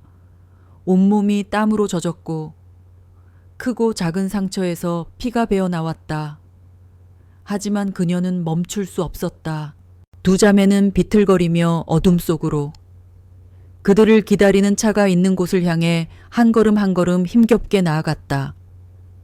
그들은 마침내 지옥 같은 요새에서 벗어났다. 하지만 숨 막히는 탈출의 끝은 아직 보이지 않았다. 진정한 어둠은 이제부터 시작될지도 몰랐다. 어둠 속을 헤치고 비틀거리며 나아가기를 수십 분. 마침내 서연이 차를 숨겨둔 장소가 눈에 들어왔다. 마지막 남은 의지력을 쥐어짜 차에 도착한 두 사람은 그대로 문에 기대 쓰러졌다. 온몸의 근육이 비명을 질렀고 크고 작은 상처에서는 욱신거리는 통증이 파도처럼 밀려왔다. 서윤아, 정신 좀 차려봐. 서연은 거의 반쯤 정신을 잃은 동생을 흔들어 깨웠다. 그녀는 차 트렁크에서 비상용 구급상자를 꺼내 동생과 자신의 상처를 서툴게나마 응급처치했다. 다행히 대부분은 깊지 않은 타박상과 찰과상이었다. 소독약이 상처에 닿자 서윤이 아픈 신음을 흘렸지만 그 고통이 오히려 그녀의 의식을 되돌려주는 듯했다. 우선 여기서 벗어나야 해. 서연은 동생을 조수석에 태우고 운전석에 올랐다. 시동을 걸자 칠흑 같던 숲속에 헤드라이트 불빛이 길게 뻗어나갔다. 그녀는 한시라도 빨리 이 지옥 같은 산을 벗어나기 위해 주저없이 가속 페달을 밟았다. 룸미러를 통해 뒤를 확인했지만 다행히 추격의 기미는 보이지 않았다. 아마 그들도 예상치 못한 기습과 탈출에 혼란을 수습하느라 정신이 없을 터였다. 서울로 곧장 향하는 대신 서연은 국도를 따라 한참을 달려 인적이 드문 작은 해안 도시로 차를 몰았다. 곧바로 집으로 돌아가는 것은 위험했다. 그들의 인적 사항은 이미 노출되었고 광신도들이 무슨 짓을 할지 몰랐다. 당분간은 몸을 숨길 안전가옥이 필요했다. 새벽녘이 되어서야 두 사람은 불빛이 희미한 낡은 모텔을 발견하고 그곳에 방을 잡았다. 문을 잠그고 들어와 침대에 쓰러지는 순간 몇 시간 동안 강철처럼 버티고 있던 서연의 긴장감도 비로소 한계에 다다랐다. 그리고 그 순간 억눌려 있던 서윤의 감정이 폭발했다. 흐엉! 언니! 서윤은 어린아이처럼 목 놓아 울기 시작했다. 무서웠어. 미안해. 내가 잘못했어. 횡설수설하며 터져나오는 동생의 울음속에는 공포와 안도, 그리고 깊은 죄책감이 뒤섞여 있었다. 내가 언니한테 악마라고, 언니는 날 버렸다고. 내가 미쳤었나 봐. 정말 미안해. 언니. 서연은 아무 말 없이 그런 동생을 그저 힘껏 끌어안았다. 그녀는 군인이 아니라 다시 언니로 돌아와 있었다. 동생의 가녀린 등이 가눌 수 없이 떨려왔다. 서연은 동생의 등을 부드럽게 쓸어주며 나지막이 속삭였다. 아니야. 내 잘못 아니야. 서윤아. 절대로 네 잘못이 아니야. 그놈들이 나쁜 거야. 넌 그냥 너무 외로웠던 것뿐이야. 언니가 미안해. 더 빨리 알아채주지 못해서, 더 자주 옆에 있어주지 못해서 미안해. 언니의 따뜻한 위로의 서윤은 더 큰 소리로 울음을 터뜨렸다. 한참 동안 서로를 부둥켜 안고 눈물을 쏟아낸 후에야 기나긴 악몽의 밤은 비로소 끝이 나는 듯했다. 지쳐 잠이 든 동생의 얼굴에는 오랜만에 희미한 평온이 깃들어 있었다. 서윤이 잠든 것을 확인한 서연은 조용히 일어나 배낭을 열었다. 그리고 그 안에서 작지만 단단해 보이는 검은색 노트북 한 대를 꺼냈다. 그것은 탈출 과정에서 그녀가 목숨을 걸고 챙긴 전리품이었다. 복돼서 격투가 벌어졌을 때 그녀는 잠시 혼란스러운 틈을 타 근처에 있던 원장실 문을 부수고 들어가 책상 위에 있던 노트북을 낚아챘다. 백인호의 모든 비밀이 그 안에 담겨 있을 것이라는 직감이 강하게 들었기 때문이었다. 노트북에는 복잡한 암호가 걸려 있었다. 하지만 서연에게는 부대에서 배운 해킹 기술이 있었다. 그녀는 모텔의 와이파이에 접속한 뒤 자신이 가진 모든 기술을 동원해 암호 체계를 분석하고 해체하기 시작했다. 몇 시간의 사투 끝에 마침내 화면에 바탕화면이 나타났다. 노트북 안의 내용물은 그녀의 상상을 초월했다. 그 안에는 신세계 조화회의 추악한 민낯이 고스란히 담겨 있었다. 신도들에게서 헌금이라는 명목으로 갈취한 수십억 원대의 비자금 내역, 돈 세탁을 위한 유령 회사들의 서류, 해외로 빼돌린 재산 목록 등이 담긴 비밀 회계 장부가 발견되었다. 더 끔찍한 것은 특별관리 신도라는 이름의 폴더였다. 그 안에는 기도실에서 자행되었던 끔찍한 폭행과 학대 장면을 촬영한 감시 영상들이 날짜별로 정리되어 있었다. 또한 백인호가 신도들을 어떻게 심리적으로 조종하고 세뇌했는지를 상세히 기록한 그의 개인 일지까지 들어있었다. 일지 속에서 그는 신도들을 어리석은 양떼라고 조롱하며 그들의 믿음을 이용해 자신의 왕국을 건설하는 과정을 희열에 차서 서술하고 있었다. 이것은 단순한 사입이 종교가 아니었다. 종교의 탈을 쓴 완벽하게 조직화된 범죄 집단이었다. 서연은 즉시 가장 핵심적인 증거 파일들을 압축하여 여러 단계로 암호화했다. 그리고 새벽이 밝아올 무렵 최진혁에게 전화를 걸었다. 최 선생님, 접니다. 동생은 무사합니다. 수화기 너머로 최진혁의 안도하는 한숨소리가 들려왔다. 서연은 자신들이 현재 안전한 곳에 숨어 있으며 결정적인 증거를 확보했다는 사실을 전했다. 지금 바로 선물을 보내드리겠습니다. 이걸로 전쟁을 끝내주십시오. 서연은 암호화된 파일을 최진혁의 비공개 이메일로 전송했다. 파일을 전송받은 최진혁은 경악을 금치 못했다.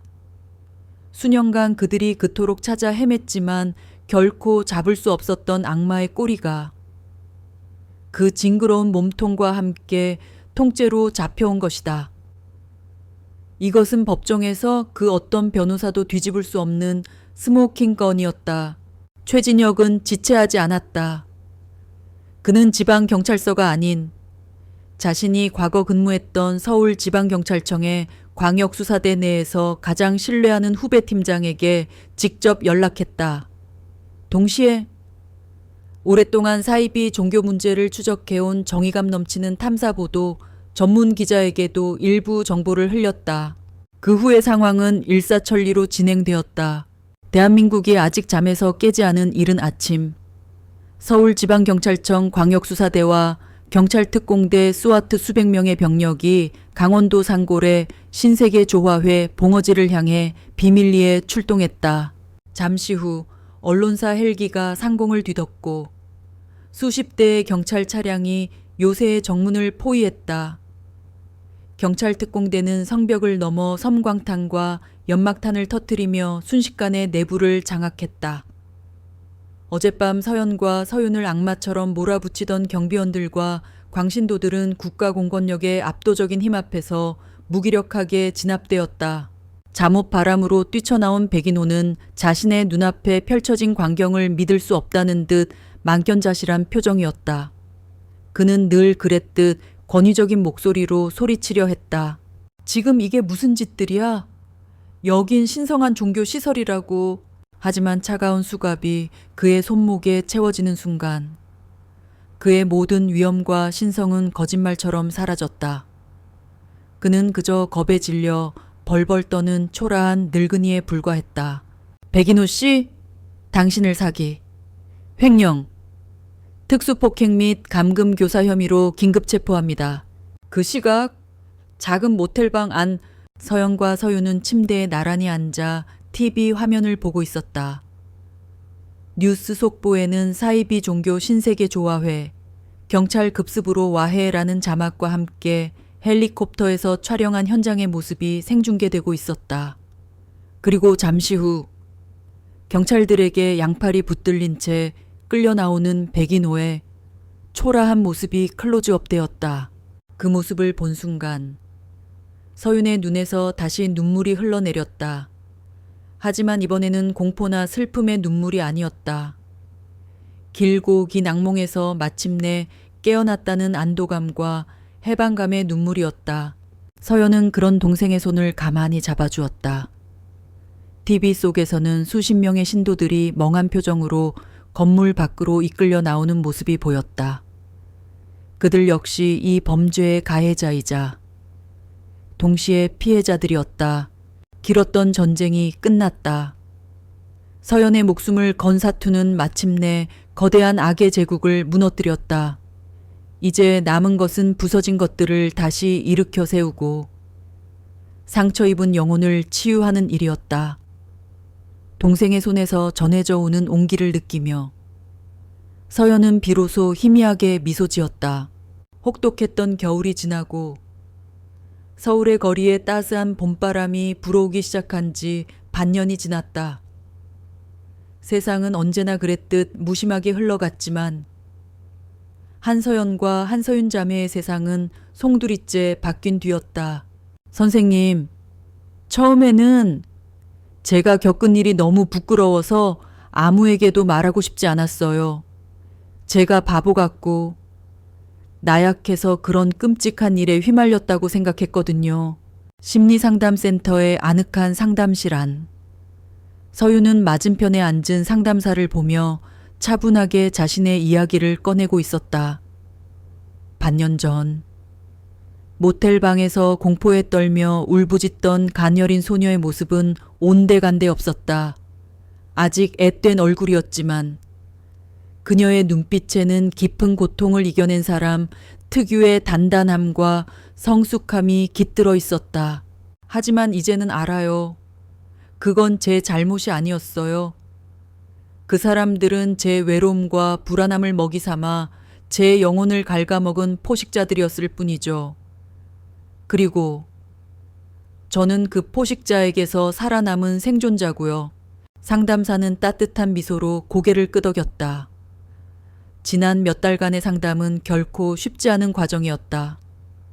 서윤은 악몽에 시달렸고 대인기피증에 힘들어했으며 깊은 우울감에 빠지기도 했다. 세뇌의 후유증은 생각보다 훨씬 더 끈질기게 그녀를 괴롭혔다. 하지만 그때마다 곁을 지켜준 언니가 있었다. 서윤이 악몽을 꾸면 밤새 손을 잡아주었고 서윤이 아무것도 먹지 못하면 죽을 쑤어 떠먹여 주었다. 언니의 흔들림 없는 사랑과 지지는 서윤이 다시 일어설 수 있는 가장 큰 힘이 되어 주었다. 서윤은 다시 학업을 시작했다. 작년에는 그토록 자신을 짓눌렀던 수능 공부였지만 이제는 목표가 생겼다. 그녀는 대학에서 심리학을 전공하기로 마음먹었다. 자신과 같은 아픔을 겪은 사람들의 상처를 보듬어주는 상담사가 되고 싶다는 새로운 꿈이 생긴 것이다. 한편 한서연 중사는 약속대로 수도 방위사령부 예하부대로 전속을 마쳤다.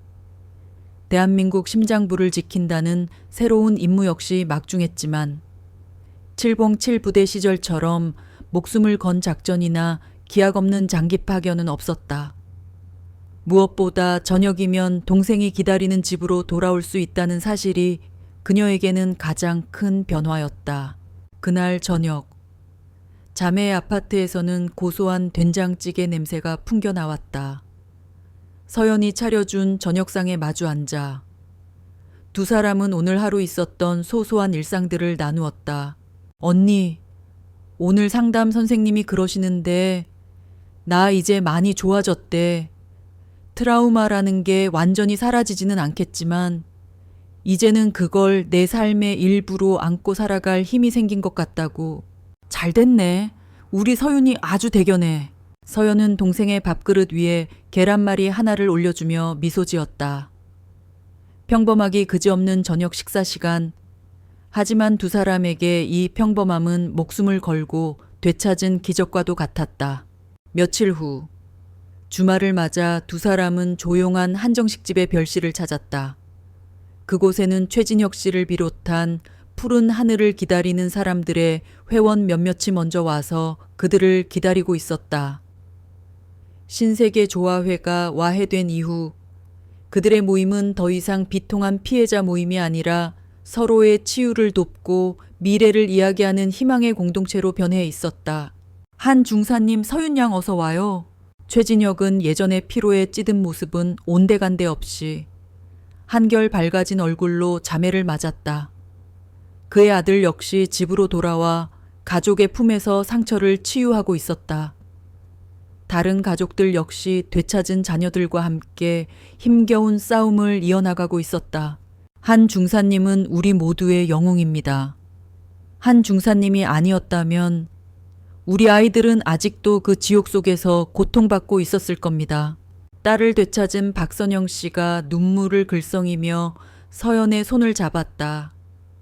서연은 쑥스러운 듯 손사래를 쳤다. 아닙니다. 저는 그저 제 동생을 구하고 싶었을 뿐입니다. 그 마음이 우리 모두를 구한 겁니다. 최진혁은 흐뭇한 미소로 서연을 바라보며 법적 절차의 진행 상황을 알려주었다.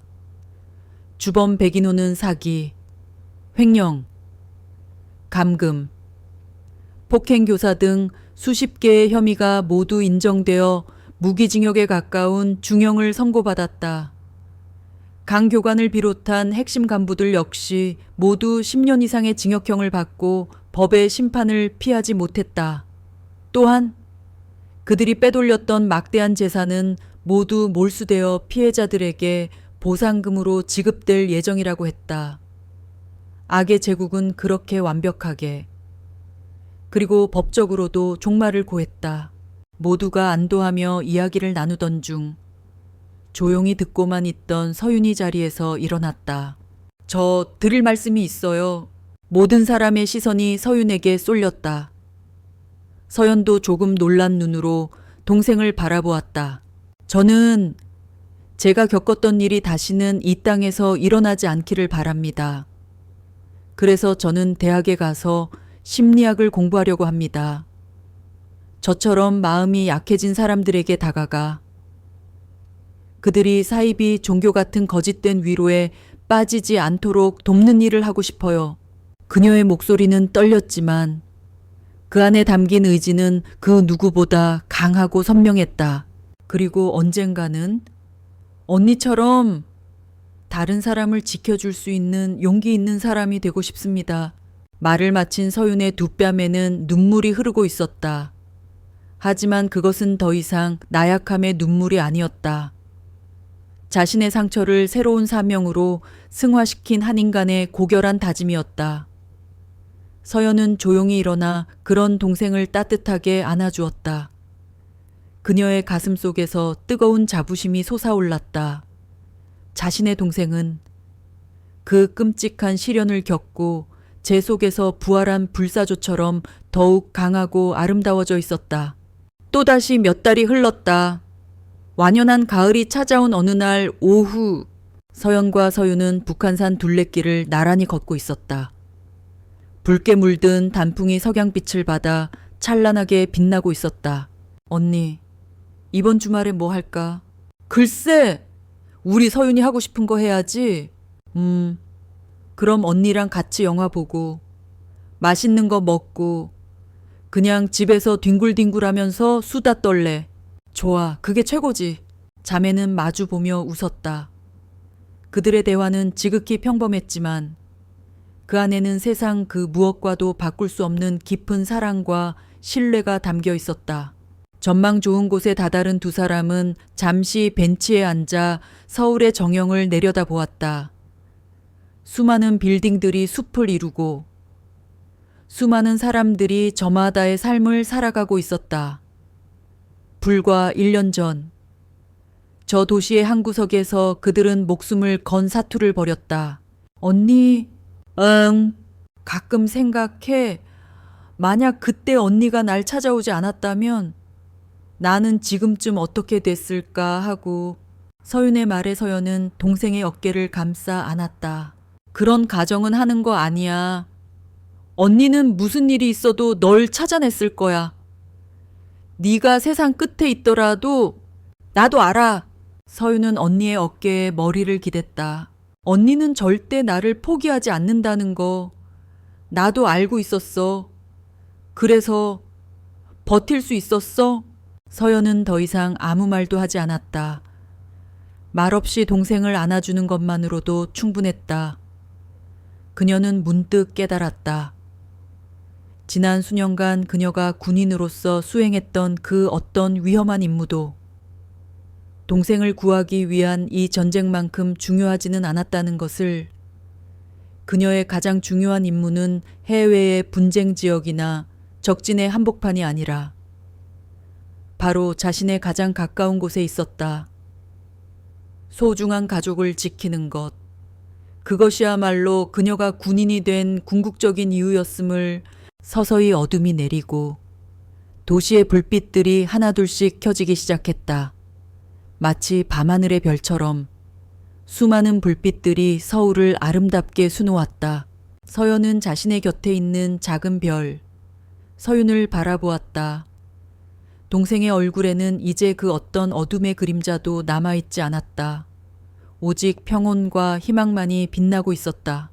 그렇다. 길고 어두웠던 밤이 지나고 마침내 그들에게도 새로운 새벽이 밝아오고 있었다. 상처는 아물어 별이 되고 두 자매의 시간은 이제부터 다시 찬란하게 흐를 것이다.